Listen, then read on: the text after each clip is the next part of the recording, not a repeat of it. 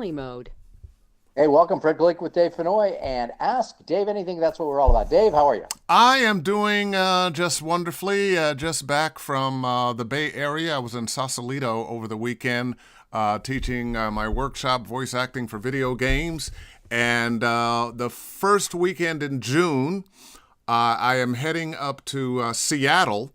And this will be my first trip. I had tried to get a trip up there and didn't get enough students, which is strange because I tend to sell out all my live classes.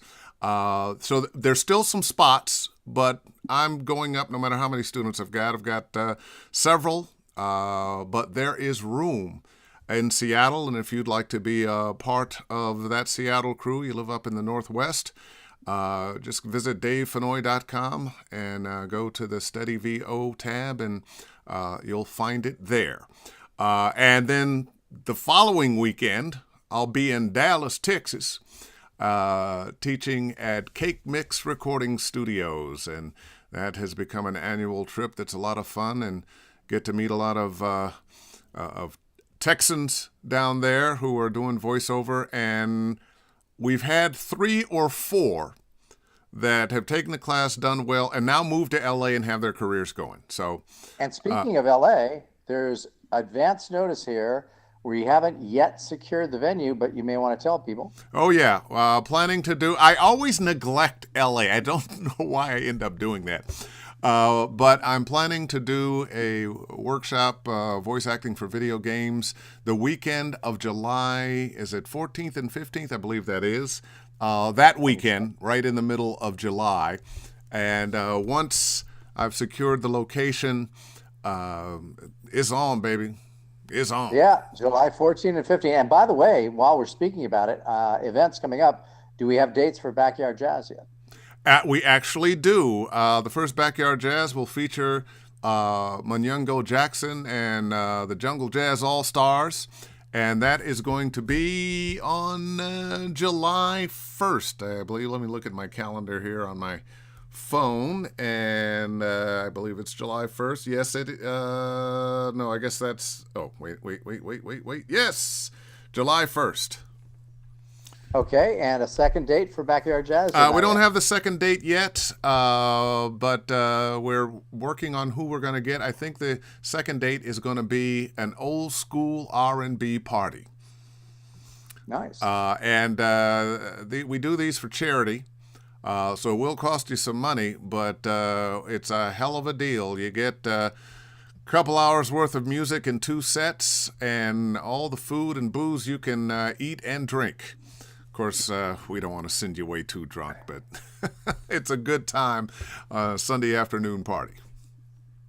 And in answer to Kevin's question, Dave's good friend, Mr. Bill DeWeese, has got lots of stuff related to marketing. His question is, how marketing voiceover work? So if you're starting out, Bill's a good guy to talk to. Absolutely. That is his true expertise. Let me back up here and see what's going on. Well, I love seeing my friends here. I just want to shout out to an old school DJ buddy of mine. He was one of my heroes before I got on the radio when I was in the Bay Area, Lee Perkins.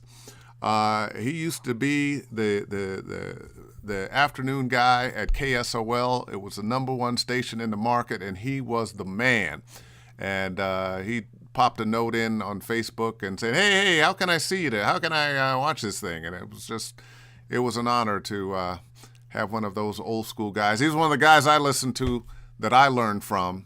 Not that he thought he was teaching, but he was. Now, if you want to give them the link to get on here and be able to ask questions, I just sent it to you in the chat. Oh yeah, it's on Facebook. They can if they want to watch, they can click on the link on Facebook and come. And just a quick shout out to some of the people here. Hey, Big Lou, what's going on? Sean, Eric, Mike Tanner, hey, man. Jason Morris, Joanne Simbala, Chris Anthony, hey, Chris, John Sizemore, Julie O'Malley. Well, let's not go through everybody. Wow, somebody watching from China. Love it. Oh, wow. Hello, Thomas. What's going on, man? But let's jump into some questions here. Let's start on go to webinar and see what's up. Let's do Facebook. I don't have any lined up yet. Oh, you don't have any lined up there? Okay. Well, you know what? Actually, everybody's just saying hello and they haven't asked any questions. Come on, you can't just wait to Yeah. learn stuff because somebody else asked a question. It's like in school when you got a question, but you don't want to ask it because I don't want people to think I'm stupid or something. I don't know. Well, you know what? Let me Line talk. up. Let me Line up. let me Ask. talk. I've got a little Yeah. something to talk about. I'm going to talk about my first national gig as a voice actor. I had been in LA just briefly. I had signed with Sutton Barth and Venari, one of the best agents in town. I like to think, even though I'm not there anymore, that I could always go back. I'm not a believer in burning bridges, although sometimes I drop bombs on them. Ah, But I had been auditioning, and I booked a gig for the Big Red Boat, which was Disney's cruise ship. And I went into the gig. It was at a huge studio. I forget which studio it was. It might have been Margarita Mix, but big, beautiful studio. And a lot of times when you're doing commercials, you'll have the director there. You'll have several people from the client and the agency. You got a room full of people on the other side of the glass. And they were all marveling. Oh, wow, you sound so great. It's wonderful. Oh, we love it. We love it. We love it. And we went through. And once the session was done, I asked them when the spots would be airing. And they told me, I'll begin airing on such and such a date on ABC and this channel and that channel. Well, of course, this was my very first big commercial. And I called mom and dad, and because we didn't have email back then, I called mom and dad and all my friends and relatives and whatnot, and I was situated in front of the television on the day they were supposed to run on that ABC show, and the spot came on, and it was somebody else's voice. I had been replaced.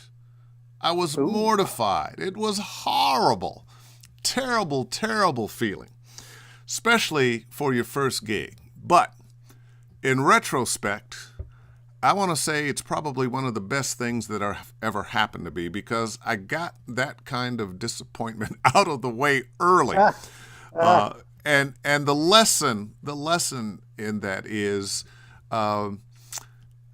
you're going to have some failures. Some things are not going to go your way. You're going to do something, and just like me, when you listen to it, you've been replaced. It's happened to me quite a few times.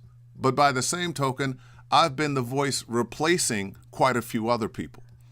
Can I also suggest it may have taught you another lesson at that point? What's that? Humble? Keep your mouth shut? No. Never trust the corporate bastards. Oh, yeah. Those rat bastards. Those rat bastards. You always have to remember you're a cog in the machinery, and sometimes they decide that you're a cog that doesn't fit. But when they do, just as likely you're going to turn out to be the cog that fits in some other project. And as I mention to students all the time, whatever gig you've got now, any of those long-term gigs, somebody had before you, and somebody will have after you. We are in that kind of business. And you just have to stay sharp, keep plugging away, and you will, if you're good and you stick with it, you're going to have success. And sometimes you have success you could not even imagine.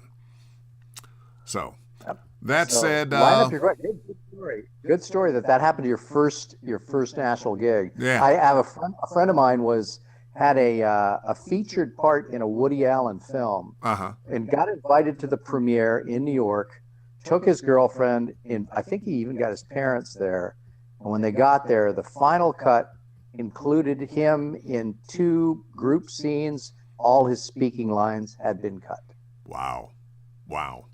And it just occurred to me, I don't know why I didn't think of this in association with that story right then, but the video game role that I'm best known for, playing Lee Everett in the Walking Dead game, I replaced somebody. I don't know who it is, don't want to know. But they had done the whole first episode of the game, watched it, listened to it, and went, this isn't working. And a young man who was working at Telltale Games at the time, Javier Espinoza, if you're listening, or a friend of yours is listening, tell him I said hello. He's still one of my heroes. He had heard me on another game playing a crooked politician. Imagine that. A crooked politician on another Telltale game. And today, we should give this guy a try. And I did. A week later, got the gig. And it was one of those gigs that life-changing in a lot of ways. I was working a lot in video games anyway. But I was like the actor who you saw on movies and television. You liked his performances, but you didn't really know who his name was because he was never the star. And the game won 100 Game of the Year awards. I was nominated as Best Actor in a Video Game a number of times, won a couple. Got to go to London for the BAFTAs. I was nominated there. Didn't win, but I understand what the actors mean when they say it is an honor just to be nominated. It's rare. Yeah, it was rigged, though. It was rigged. You weren't a Brit. That's why. It was rigged. Yeah, there you go. But that was a part that I replaced somebody. So it goes both ways. We are in a business where sometimes it's going to go your way, sometimes it's not, and very often it has nothing to do with your talent, the quality of your read. Somebody in a decision-making process heard you differently than that first person that thought you were great. Or in my case, in my case, somebody thought that other guy it wasn't working for him and found me. I was going to tell a story since we don't have any questions. If you have any questions lined up, I'll wait, but I've got a good story for you. Okay, well, yeah, somebody, wow, replaced? Does that really happen? Oh, yeah. Go ahead, tell the story. You know what? I'll tell the story later because Lorca has the question here. Hi, Dave. This morning I did my third solo session at SAG-AFTRA. In the solo booth, I noticed that I'm getting spikes in my audiographs when I speak words that begin with P or B. I played around with different approaches, speaking softer, backing off the mic, but I'm still getting spikes. Any suggestions? As long as those spikes aren't Lee's, you're okay. So. Yeah, if you're not you're going to get spikes in the waveform. There are certain words, I, and, but, please, where those P's and B's, they're going to come out a little bit louder. And that's okay. That's the way we speak. When you don't really hear it so much when you're just talking, but when you see the waveform of speech, it's a lot of spikes up and down. So don't feel bad about the spikes. But if you're getting the the plosives, that's what you want to avoid. And a couple of ways to avoid those plosives are, one, you can have your mic just, say you're working with a 416, you could have that mic a little bit off axis. So instead of being right in front, it's a little bit off to the side. Or if you have a mic that's right in front of you, you can just adjust your mouth just a little bit when you hit those B's and those P's. Just turn a little bit away. Also, if you have a pin or your finger, when you know they're coming up, you can just put your finger or that pin right in front, right in the middle of your mouth, and it shoots the air on either side, and that will help you avoid those plosives. You do this long enough, and you will naturally develop the habit of just kind of dropping your head a little bit or going just a little bit to the side so those P's and B's don't hit so hard. But you are going to have spikes. It is the nature of the sound wave of the human voice. Okay. Another one here. You want to check Facebook? Jerry Gelb, what's up, man? Hi, Master Dave. What are your favorite recommendations for voice maintenance and care? Avoid shouting as much as you can. Drink lots of liquids. Drink warm water and lemon and honey. I mean, you can have the tea, but more important than the tea itself are the lemons and the honey and the warmth of that water. If you have a sore throat, don't whisper. Just shut up, be quiet, and let it heal. The voice heals fairly quickly. There's something about the mouth. I don't know if you've ever cut yourself, bit yourself in the mouth. It heals very quickly. Mother Nature was smart about that. So just be quiet, and your voice will come back. Okay, got a question here if you want it from Kevin. Does Dave have any tips on how to remember people's names? It's pretty important in this business. You are asking the wrong guy. I'm so terrible wrong with guy. names. It's one of the most embarrassing things in my life, that I'm really, really bad with names. I've got to meet you several times and spend some time before it clicks. I don't know what's wrong with me that happens. There's other things that just are a lock very quickly in my head, but names, not so much. So I wish I could help you. I wish I could help me with that one. Okay, you want to check there? I've got another one here if you want it. Okay. We got some people watching, but nobody's asking. What's going on with that? Wait I a got minute. another one Here we go. We got, for someone with a history in acting, do you know of anywhere in Philadelphia to move forward in acting after a few years, if an unintentional break, a few years of probably is what you meant to say, an unintentional break?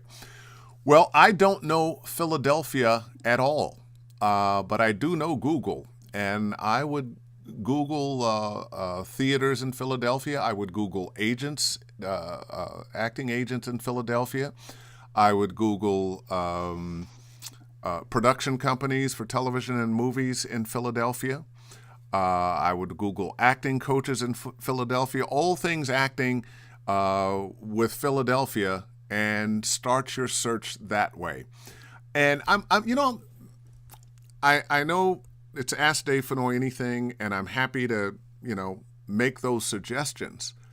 But we live in a time where almost anything you want to know, you can find out a lot on YouTube, on Google, just asking the question. This video and all the ones before it are on my YouTube channel for free, and I'm not the only one that does this. So anytime you want to get anything, and I understand the idea, well, let me talk to somebody who's actually doing this and has been doing it for a long time. That's why I do it. But start your searches on Google, on YouTube. There's a lot of information there.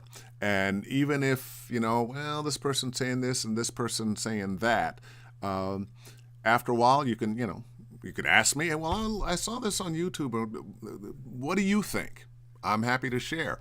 That I don't have all the answers, but I have a lot of experience with voiceover. Okay, Thomas is asking, what have you learned new about gear or performance so far this year?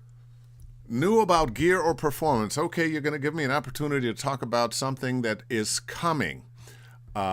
Which is a thing a friend of mine started working on a few years ago, and I have been one of his testers. It's called Connection Open, and about September it's going to be ready to go. It is a codec for recording, kind of like ISDN or Source Connect or IPDiddle, except it's going to cost less and be better. So look for that. I think one of the most innovative things over the last few years has been the Chaotica eyeball. I know for years, those of us voiceover artists who travel, whenever you do, you were making a pillow fort so you could record, put some pillows up and blankets and whatnot, and, put yourself down under the blanket and do your thing. Or you were buying expensive equipment to carry on that, of course, now they're going to charge you as carry-on luggage. And a couple years ago, out of the blue, the Chaotica eyeball showed up.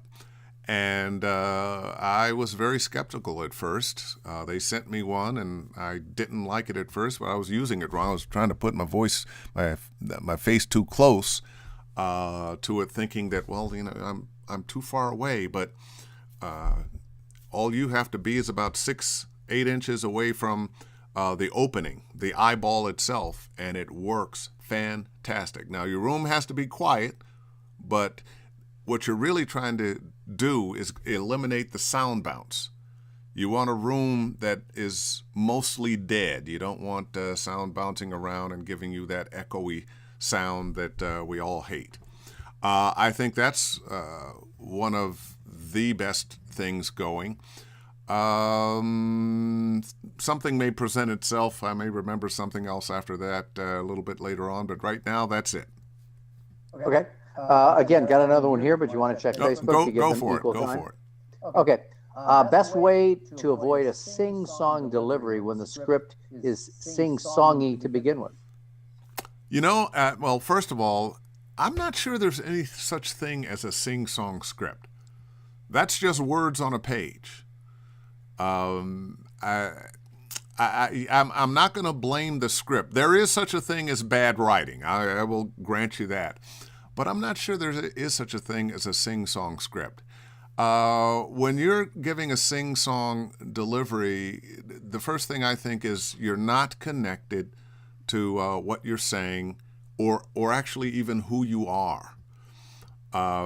Notice that when you're talking, you can be very expressive and there's no sing-song. There is a music to your voice. There's a music to all of our voices. But as soon as you start doing this thing and going up here and down here and over there, it's because you are not connected to the words you're saying. You're not connected as the human being you are or the character that you're playing. I run into this all the time with video game performances where you're trying to play the words instead of the feeling behind the words. If you play the feeling and emotion and attitude of the character behind the words, and that could be you, you'll automatically start to flatten your read or just have a more honest read. There is a song to all of our voices. There's a song to every read. But it's not that song that is phony and goes up here and down here, and if you want this, then you can get this, and it's that. And buy now, because we don't believe that anymore. We just don't believe that anymore. So connect to that copy. Talk to somebody. Let your worldview or the worldview of the character that you're being come through, and the sing-song goes away. Sounds good to me. Let's see. So you check there, and I've got more here if you want. All right. A little bit tough to find the questions in amongst all the other comments, I know. It is. Okay. Oh, yeah. Somebody asked a question and somebody else answered it. Thank you, Thomas. I don't know what the question was, but the answer is Sennheiser 416 shotgun microphone. I was probably because I mentioned my 416. Since not a lot of questions are popping up, yes, some days you got more, some days you got less. What are the best traits and worst traits of VO directors you have worked with? Oh, man. Probably the best traits are understanding who it is you're working with and what they bring to the project. I remember a few times earlier in my career being directed out of myself, where the person who was directing really had a read in mind that wasn't me. I have a lot of variety in what I can do, but I can't do everything. Nobody can. So a director that doesn't understand what your personal magic that you bring to a project, that's a problem. A director who doesn't know how to speak to people or actors. We can be very fragile. You know, and all of us want to deliver the goods, but very few of us work well in a hostile environment. Um, Directors who are not clear in what it is they want. You know, I love that read, but I need it to be more orange. The hell does that mean? What the hell is that? Yeah. Um, you know, faster, slower. I need a little more caring here. Give me a little more smile there. What? Those are the kinds of things that you can take in and change, improve, give that director what they want from. All too often, they're being a little too vague. That is a problem. Also, when there are too many people in the room, and they all want to, get a little bit of their power out. So you've got one director talking to you, and after every read, a different person has a different direction to tell him, to tell you, that is, diametrically opposed to the last direction that you got. And you realize that you are the pawn in the middle of somebody's power play. It's like, oh my God, what am I going to do? And I'll tell you this, thank the engineers. I can't tell you how many times an engineer who's have all done way more sessions than any of us will ever do, saved my butt with you guys ought to listen to take 3. I think what you're talking about now, he really had there. Or, you know what, I can put this half of the spot together with that last take and a little part you liked, and I think you'll have it. Otherwise, it can drive you nuts and begin to erode your confidence in yourself, and after a while, you just aren't performing. Okay, sounds good. So let's go to another one here. Kevin's got one. I've been thinking about recording 2 different demos for character work, but it'd be an extra expense. Do you think character demos that cover both animation and video games are or look unprofessional? Don't do it. Video games and animation now are so different. The animation, wilder, crazier, funnier.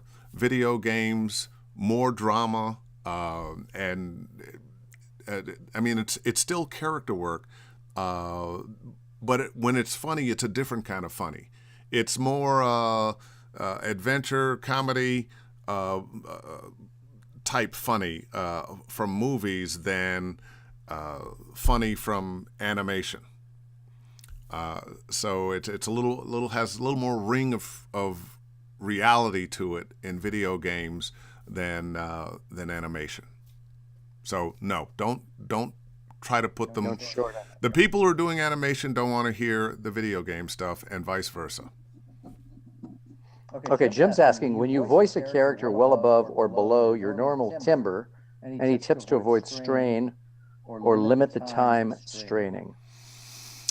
I think we all end up doing some of that. But most of us have a pretty wide range and an area we can go.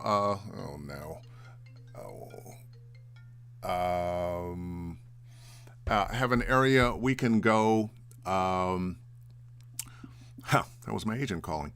Have an area that we can go that is safe. But we often go beyond that. And you just have to be sensitive to your voice and not do that. If it's a voice that you can't do and sustain, it's not a voice you should do and try to sustain. You don't want to ruin your voice for one job and then not be able to work for several days or several weeks.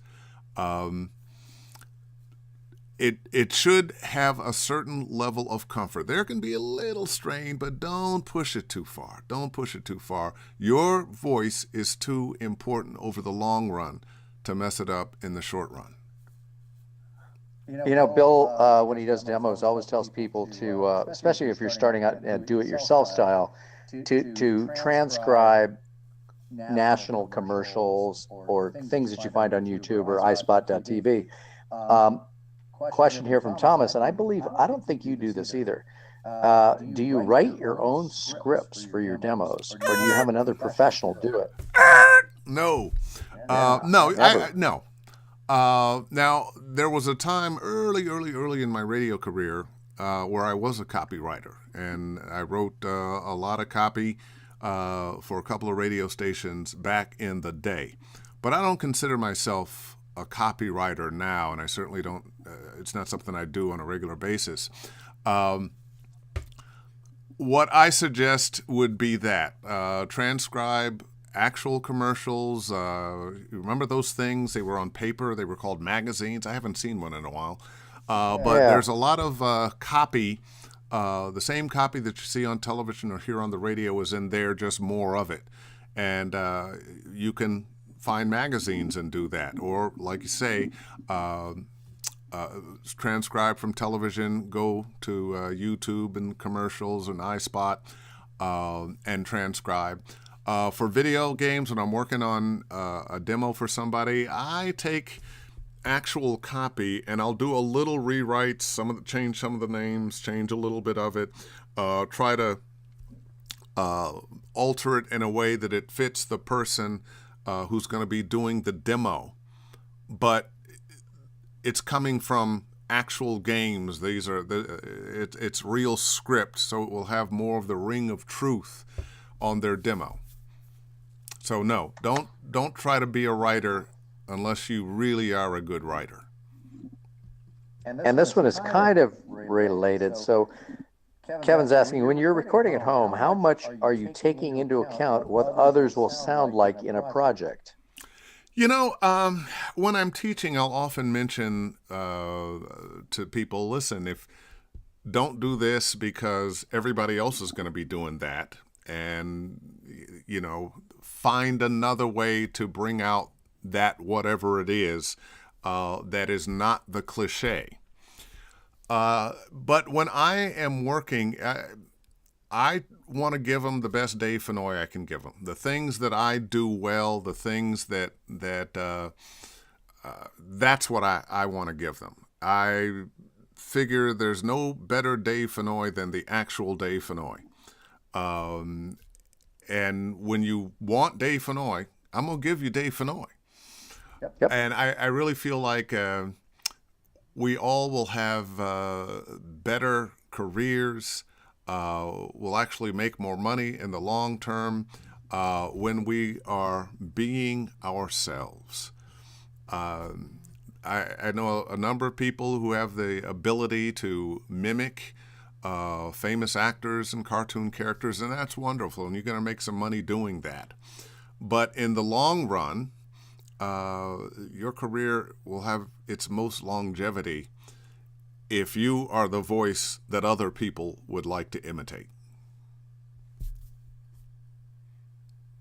I think there was a certain shade to that question. In other words, if you're doing some kind of like a video game script in which there's interaction between characters, I would think that when he says when you're recording at home, how much are you taking into account what others will sound like in a project? Is that a concern to you, or is that ever mostly they'll bring everyone into the studio together? Correct? Well, for video games, that happens very, very rarely. 99% of the time, maybe 99.5% of the time, you're working by yourself.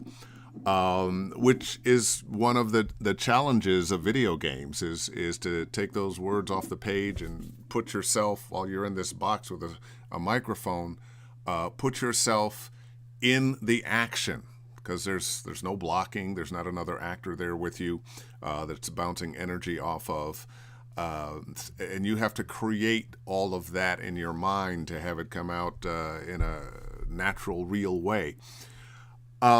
But no, I don't think about who the other actors may be or what the other voices may sound like. What I want to do is make the character that I'm playing as real and as right for the type of game it is. Some games are going to be very dramatic, sword and sorcery and bigger than life, and you can play these characters. And then some other games, they really want you to be understated and real and modern, which is understated. This is related to that question, which is Thomas is asking, when you're recording a session where other VAs are involved in the game or animation field, for example, do you get snippets of their lines or a full script to aid in your performance? Sometimes that depends. I know sometimes working, say, with the Telltale Games, if somebody else has recorded beforehand, they might play their lines for you. So you have a little bit of context. My buddy Mark Esdale, English director of video games, has created an engine where if that dialogue has been recorded before you that you're in conversation with, they'll play that. They can add music and sound effects to get you in the. It might not be the actual music, it might not be the actual sound effects, but if you're, say, in a gunfight and having banter with they might have the actor you were supposedly working with, his lines already down, and throw in some gunshots and music and let you read to that. So there is a bit of that going on, but most of the time it's you, the microphone, the words on the page or screen, and the director giving you direction. Perfect. We've exhausted questions here. If you want to take a look at Facebook. Let's see. Oh, I get this every week. Tell me about your travel rig. Well, it used to be, used to have to carry it in a suitcase, and now it kind of goes in a suitcase, but not its own. For a mic, I use the Apogee iPad mic. I also have a Sennheiser MK4 with the Apogee connection so that I can use it with my iPhone or my iPad. I have the Chaotica eyeball, which is that big ball that just sits down on your microphone and you talk into the big blue circle. So that fits in my suitcase. The microphone's a little box. It fits in my suitcase. And my iPad fits in my backpack. So that is my travel setup. I typically carry a laptop with me just because I like some kind of backup in case something goes wrong with the iPad, or if I'm using the laptop and something goes wrong with it, I've got the iPad. But that Twisted Wave is the program that I use, and I have no problems with that.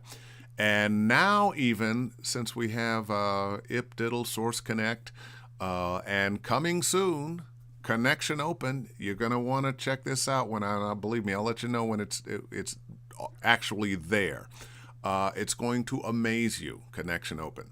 But when Connections Open is there, I won't even need to bring. Won't even need to have a recording software. How about that? It'll work with or without recording software, and clean as a whistle, and a lot of headroom. It's great program, Codec. All right, let's see. Okay, so the last video game I played was Miss Pac-Man. So couldn't understand what the big deal was about video game VO. Then the Death of Lee Everett video appeared on my YouTube recommendation list. I was floored. All the children's video games that involve serious character acting besides those produced by Disney are the children's video games that involve serious character acting besides those produced by Disney? Well, that wasn't produced by Disney. That was produced by Telltale Games. And there are a lot of very successful big game companies out there with lots and lots of great games. It is the biggest entertainment industry in the world now, bigger than movies and music combined. Never been a movie that made $1 billion in a day. We've had several games that have. And more than anything else, games these days are long 70-hour movies as well as competition. And they really are a revolution in entertainment. Think about it. For the thousands of years that humans have been on the planet, from caveman days, entertainment, telling the story of the hunt, to on through Aeschylus and Shakespeare and opera and TV shows and movies. You watched, you went, oh man, that was really good at the end, or you went, oh, that sucked. Why did I spend my money on it? But now you have an opportunity in video games to be a part of the storytelling, because you get to decide what the character who the character is sometimes, and what that character says or does that gives a completely different outcome to the game. That also changes your perspective on voice acting for video games, because your character may not have an identifiable arc. You have to play your character more like we play life. We have character arcs that show up, but we don't know about them until later on. until you've done the character arc, you don't know about it. We don't know what our ends are going to be and what's going to happen to us. We put ourselves on a path, and different things happen, and based on who we are, we react to them that way. And that's pretty much how your video game characters react. Also in the video game world, I don't know if you know about it or not, esports has become a thing. You have professional video game players now who are making thousands and thousands of dollars. Games like League of Legends, World of Warcraft are, they've got people playing for money, teams playing for money.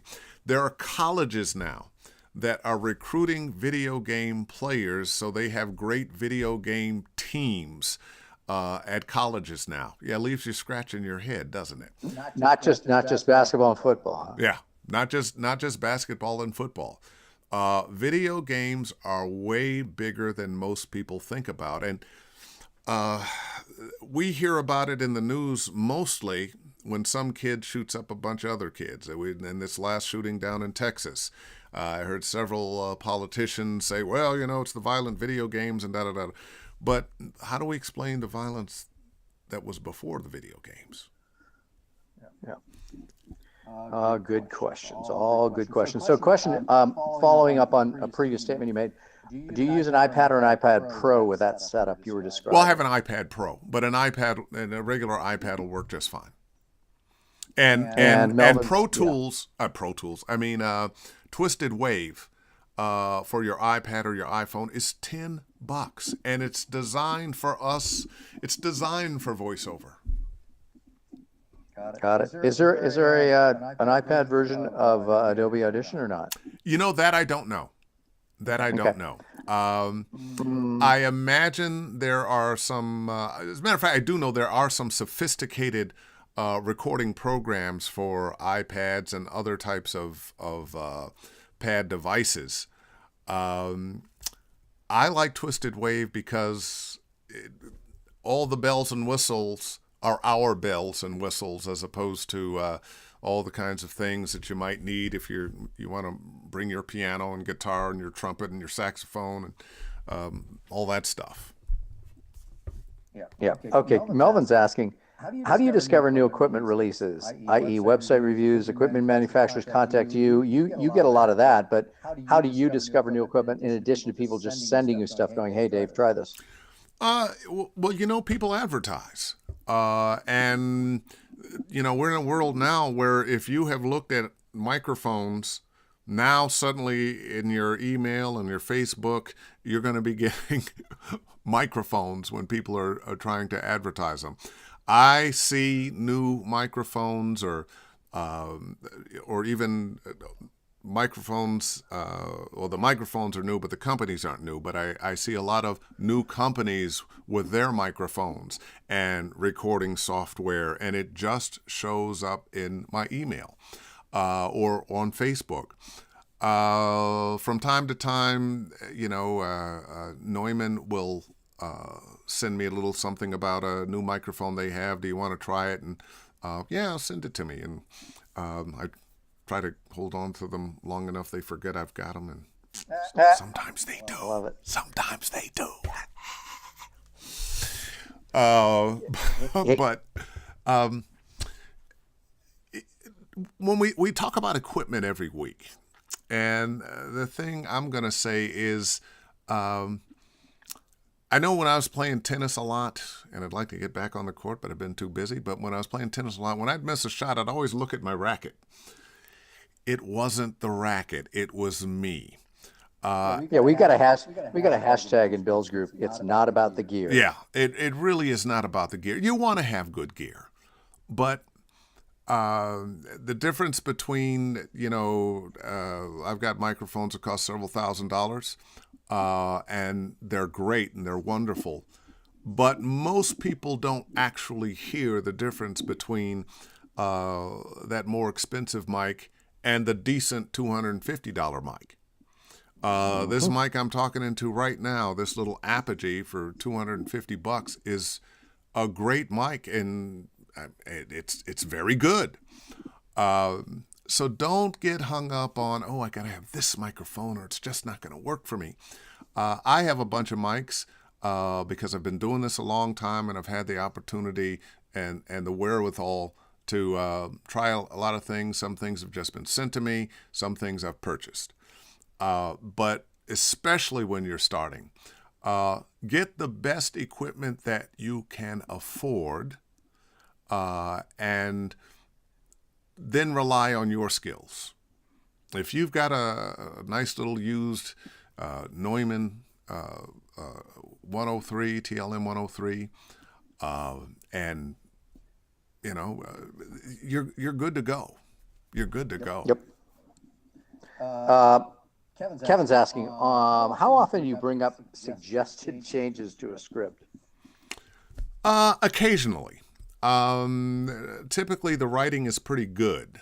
The people who are writing scripts for video games typically would have been writing for film or television, and either they loved games and that's the direction they went, or that was the door that opened.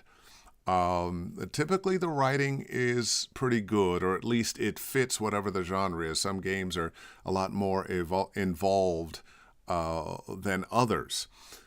But when something comes up that's a little clunky, I'll say something, or I think this will work better if you say that. Or sometimes it's just a mistake. People make mistakes, don't find them, and I think you really meant to say such and such. I have never kept track of how much I do that. I wouldn't say it's on every game, but maybe every game or two, there's something in there that I need to change. And sometimes I'll just change something without mentioning it, and they'll come back and say, well, I realize you changed that a little bit, but actually we like it better now. And it's usually, I wasn't trying to change it. I had the script in front of me, and what came out was what was more natural. When we're reading, our brains actually expect certain words and phrases to come after other words and phrases, which is one of the reasons when you're reading somebody else's words, which is what you're always reading, you have to read ahead, or you have to read it before you do it, so you know what's coming. And I guarantee if you read it for clarity and correctness 1 or 2 times before you do it, it'll make an imprint on your brain. If you read it and you make mistakes, those mistakes are imprinted, and it'll be more difficult to correct it after the fact. So, little tip, whatever script you get, read it very slowly for accuracy. In your head, I call it the 3 and 3. Read it in your head 3 times for accuracy, and then mouth it 3 times so you get it in your mouth. And I guarantee when it's time to record, the words are only there to remind you of what you're saying. It'll really help you eliminate readiness. And again, read the phrases, not the words. I was talking to somebody about that the other day. They said they had an acting teacher who said there are no words. Words do not exist. It's only phrases. Good advice. Yeah. Any questions there? Oh, yeah. Exhausted. How do you tackle the new VA? How do you tackle with new VA voice acting, trying to make a mark in the business? Is it a good thing? Is it good that it is flourishing, or bad that there are too many? Well, there's an old saying that cream rises to the top. And if you're very good, sooner or later, you're going to do well. There's more work now than ever before, but there's also more people knocking on the voiceover doors now than ever before. That can seem frustrating. It does a number of things. There's a driving the price down that we are paid, and more people clogging up the audition channels. So sometimes you can't get heard. Sometimes there's so many voices that by the time they would have heard yours, if your audition gets in late, they've made a decision just because they're tired of listening. So those are some of the negative things. But if you're good, if you are unique, if you're you, sooner or later, somebody's going to discover that. And you will work. I can't promise you $1 million career, but if you're good and you connect with people, you'll work. Sounds good. I've got none here. Take yours if you have any. Okay, I'm looking through, getting a lot of haze. What's going on? So many fans in video games. Have you considered doing this show or other shows on the Twitch streaming service? This is for a different reason. Video game fans want to know about video games and the parts you played and how did you feel about this, and when this happened, what did you think? And very often even questions I can't even answer because since I'm not really a video game player, I'm not necessarily playing the games I'm in after the fact. So because my joy is in doing the work, not in viewing what I did. The kinds of questions they would be asking would be about the video games themselves and not about voiceover. This Ask Dave Fennoy Anything is for people who are doing or want to do voiceover and sharing as much information as I can about how to have a successful career. So. Sounds good. When doing a video game demo, what kind of spots do you record? Happy, sad, angry, funny? All of that. All of that. We were talking the other day, and I remember every now and then a question gets asked, I answer it, and then later I'm like, geez, why did I say it like that? I forgot to mention, blah, blah, blah. And I was talking about different kinds of characters, and what's more important than that, even now, is displaying different attitudes and emotions. And you hit the nail on the head there. Happy, angry, sad, funny. A variety of different kinds of characters from different worlds displaying different attitudes and emotions. That's what you want. There was a time, you need to put a soldier on there. You need to put a king or a prince on there. You got to put, a bad guy on there. You need a monster on there. That's kind of gone now. Because we have a lot of characters in video games that are just regular people who find themselves in extraordinary circumstances, which are some of the best movies. Got another couple good ones okay, to finish go up. For it. Mike, our buddy Michael Sessoms is asking, is there a tactful way to get a vague director back to more concrete and specific direction?